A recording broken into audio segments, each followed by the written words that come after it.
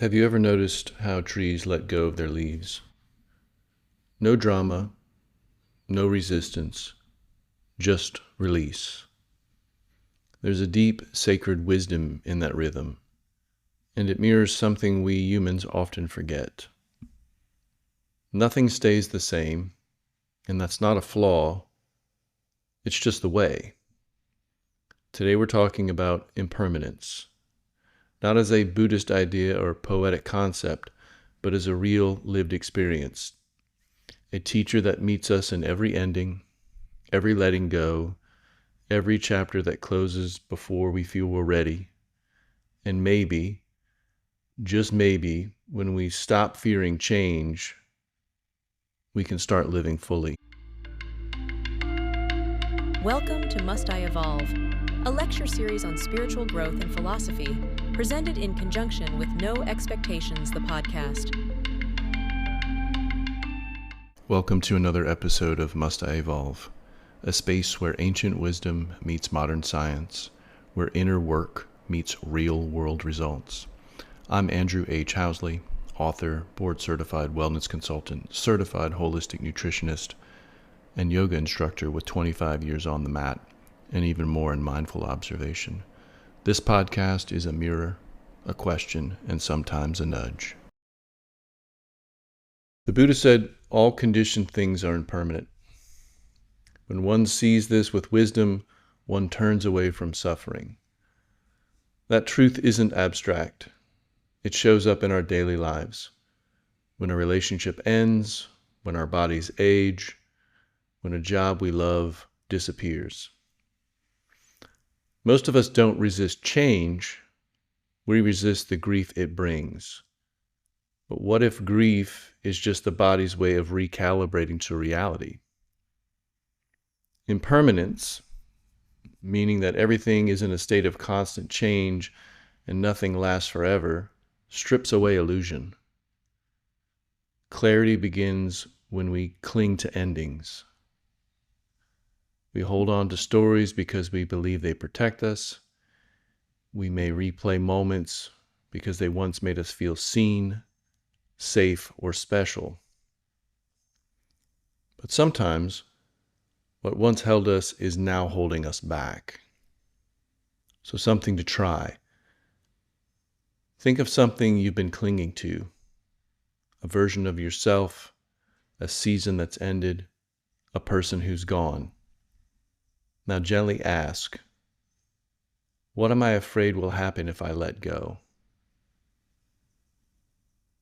There's your insight. That's the doorway. Are you willing to walk through it?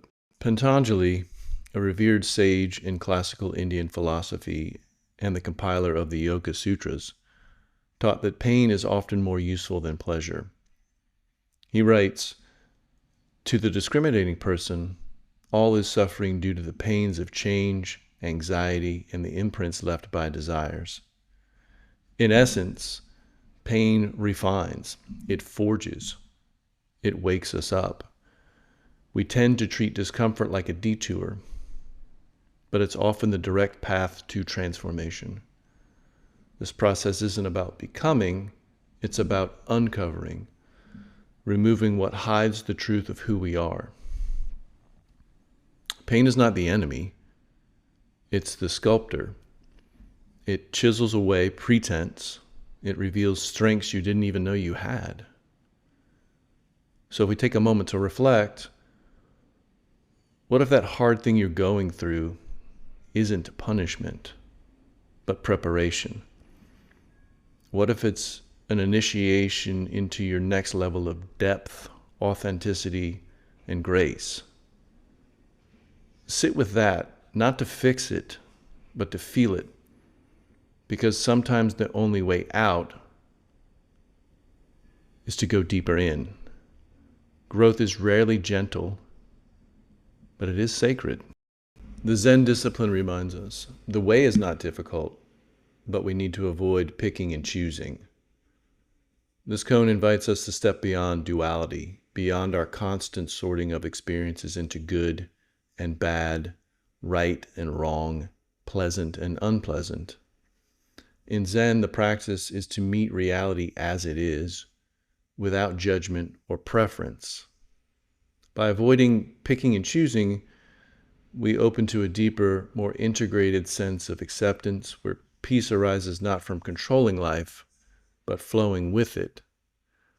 And this is a perfect example. As I record this episode, the world outside my window, trucks driving by, horns honking, car alarms going off, and people talking.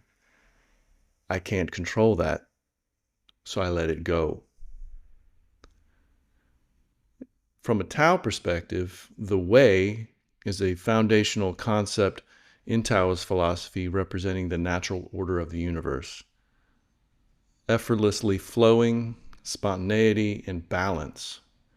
It teaches use action to achieve non-action. The golden flower blooms in surrender. So here's the paradox. The more we try to control life, the more life resists. Letting go isn't weakness. Is it wisdom? Control is a closed fist. Wisdom is an open palm. When we grip tightly, we miss what's trying to come in. So we can use some basic breathing practice here to kind of bring that home. So if we close our eyes, inhale fully, feel the expansion in our chest, exhale slowly, feel that release, and think in every breath there is impermanence. Breath is a cycle, expansion, contraction, arrival, departure. It's the universe saying, this too shall pass. Nature doesn't cling, it flows. Can you feel that invitation? So as we close this episode, we'll return to the wisdom of the falling leaves. The Tibetan Book of Dead, that revered Buddhist text that offers guidance to the stages between death and rebirth, teaches us in the bardo, or intermediate state, change is not an idea. It's everything. You're in constant transformation. Not a static being, but a living, breathing part of nature's unfolding story. So thinking back to the trees, they don't resist the autumn wind. They don't cling to every single leaf. They trust the seasons. They trust the falling. And in letting go, they make space for new buds, new blossoms, and new beginnings. And you're allowed to do the same. Let go with grace, fall away without fear, and trust that life knows how to begin again through you. Let it fall, let it change, and let yourself bloom. Thanks for listening to Must I Evolve? Remember, you don't have to be perfect, you just have to be patient. That's the real practice. As for your next evolution, it doesn't live in who you should become, it lives in what already grows within you. Until next time, keep evolving, quietly, consistently, and always with no expectations.